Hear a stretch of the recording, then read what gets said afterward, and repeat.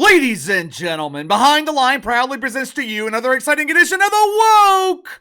Turning on the Woke! This episode is brought to you by White Flight. Have you spent the last few years of your mainstream media career wishing you had melanin? Have you been cursing the fact that you're Caucasian while wishing you were Jamaican or Asian? If your overwhelming white privilege is keeping you up at night, contact the eradicators at White Flight. White Flight offers highly trained professionals with decades of experience in eradicating white privilege. We offer spray tans along with tanning beds designed to eliminate white privilege in weeks. Start your New Year's resolution right by taking advantage of the services at White Flight. Start your free trial today at whiteprivilegesnobueno.com. All those years apologizing for white privilege, it wasn't enough for Skip Bayless. You know, every once in a while, there will be a major story in the mainstream that I really don't want to talk about, whether it's a lack of personal interest or, in this case, a situation that is just extremely uncomfortable. And the reason it's uncomfortable, it's because I don't know what to believe. I don't know who to believe. Every once in a while, there's a major story that I just don't want to talk about, but I feel like I have to talk about it. I feel like I can't ignore it or run away from it because it falls directly into the purview of what we do here on the channel. This particular story, it's one of those topics. Normally, I prefer to stay away from allegations of harassment because it's hard to know who to believe. It's difficult to determine who is telling the truth. Back in 2006, when I was in my first junior year of college, I liked the college lifestyle so much, I stuck around for 6 years to get a 4-year degree. The only reason I graduated is because my dad was closing the checkbook. He was closing the bank account. At the beginning of my second senior year, my dad sat me down and said, "You got 1 year to graduate. You got 1 year for your balls to drop and you grow the hell up. By this time next year, you'll either be a college graduate or Van Wilder. Either way, I'm done paying for it, asshole." Needless to say, I busted my ass, graduated the following May. But during my first junior year of college in 2006, the biggest story in the media was the Duke lacrosse scandal. It was the first major legal scandal of my adult life. I was a child during the OJ trial, so the Duke lacrosse scandal, it was the first time I witnessed something like this as an adult. Now, for those that don't know, several players from the Duke lacrosse team, they were accused of harassing a young woman at a party. They were accused of the word that rhymes with cape that we're not allowed to say on the platform. At the time, Nancy Grace, she was the big star on HLN, which was owned by CNN. Nancy Grace was a mega star. Her show was extremely popular. Every night on her show, the only story that she talked about was the Duke lacrosse scandal. She had millions of people believing that these young men were guilty. These young men were basically convicted by the media, which means they were convicted in the court of public opinion before they even went to trial. The accuser was a young woman named Crystal Magnum. She was a dancer, and when I say she was a dancer, I don't mean that Crystal was a ballerina. She wasn't one of the professionals on Dancing with the Stars. Her style of dancing was more similar to what the dancing queen Jackie Mahomes does at Club Shay Shay when entertaining lonely men. But long story short, the allegations against the Duke lacrosse players, they ended up being false. I don't remember all the specifics, but basically the entire story or most of the story was fabricated. Ever since that happened, I have been naturally skeptical anytime a public figure is accused of something like this. Now, should we be skeptical of these allegations against Skip Bayless and some of his colleagues at Fox Sports? I read through the 42-page lawsuit this morning. I'll give you a brief rundown of it, a brief summary, and I'll let you decide for yourself. But first, make sure to like and subscribe. You can follow me on Twitter at KC_BTL84. Link to the second channel in the description below. This morning on the second channel, we reviewed Jason Kelce's late night debut on ESPN. Unsurprisingly, it was an overproduced turd. It was an unmitigated disaster. So head over to the second channel and check it out. Last night, Front Office Sports broke the news that a former hairstylist at Fox Sports was suing the network. The stylist's name is Noshin Faraji. I'm sure I am mispronouncing the lady's name. I promise you it's not intentional. Hell, I have a hard enough time pronouncing names like Fred. But anyway, the first line of the lawsuit reads, for over a decade at Fox Sports, she was forced to endure a misogynistic, racist, and ableist workplace.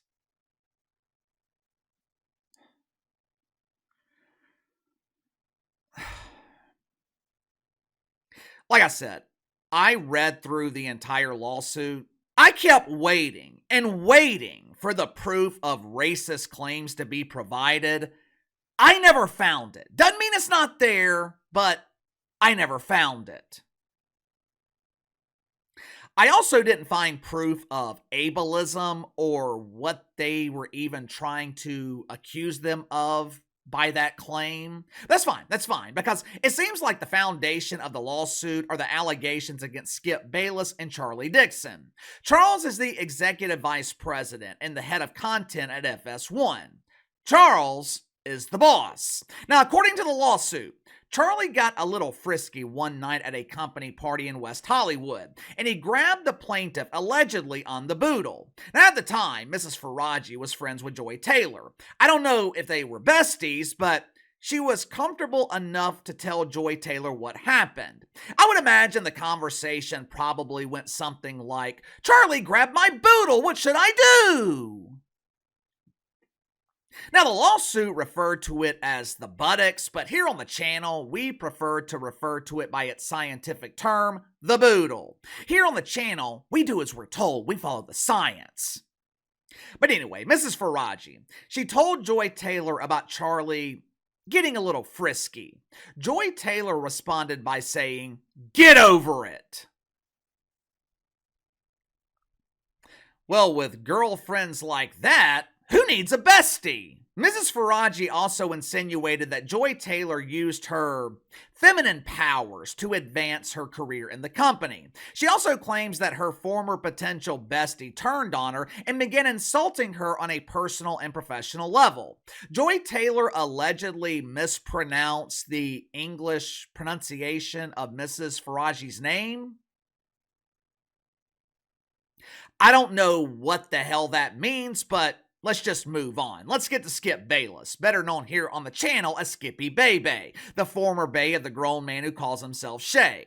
According to the lawsuit, Skip Bayless, he made unwanted advances towards Mrs. Faraji. Allegedly, there was inappropriate touching. There were long hugs where Skippy was allegedly introducing chest to bosom. There were unwanted kisses on her hands. At one point, Mrs. Faraji told Skip Bayless that she was fighting, I believe it was ovarian cancer, hoping that would make the aging fossil leave her the hell alone. Unfortunately, that didn't seem to work. According to the lawsuit, Skip Bayless, he was willing to pay $1.5 million for a passionate night with his hairstylist.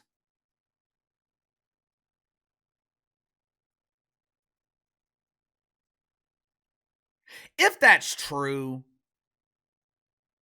why in the hell would Skip Bayless be willing to do that? For starters, you're married, but moral issues aside, if you were going to cheat on your wife, why in the hell would you pay $1.5 million to one woman to do that? You live in Los Angeles. You're a short flight to Las Vegas. You know how many nights $1.5 million would get you in Las Vegas? Skippy could have a different woman, multiple different women every night of the week for the rest of his life. Hell, the dude's 73 years old, probably doesn't even have the ability to replenish the necessary fluids to participate on a nightly basis anymore. The lawsuit also claims that Skip Bayless was a bit possessive. He was showing signs of jealousy. According to the lawsuit, Skippy accused Mrs. Faraji of sharing her feminine powers with Shannon Sharpe. I damn sure don't believe that.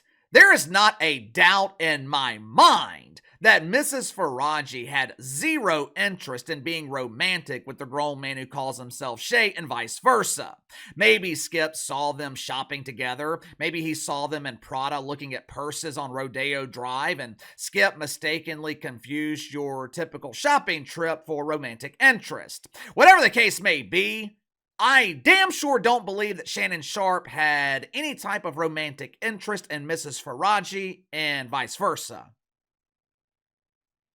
Obviously, there's a lot more detail in the 42 pages of the lawsuit, but what I've shared with you, it's the foundation. That's the main points. You can read the report for yourself to determine what you believe. Me personally, I don't know what to believe.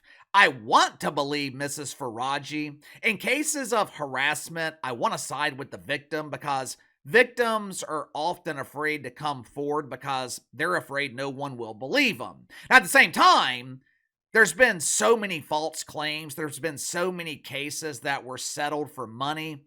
It's just hard to know who is telling the truth. Here's what I do know. The mainstream media career of Skip Bayless, it is over. Hell, you can make the case that it was over before these allegations came out. But if Skip had dreams of returning to the mainstream, those dreams are over.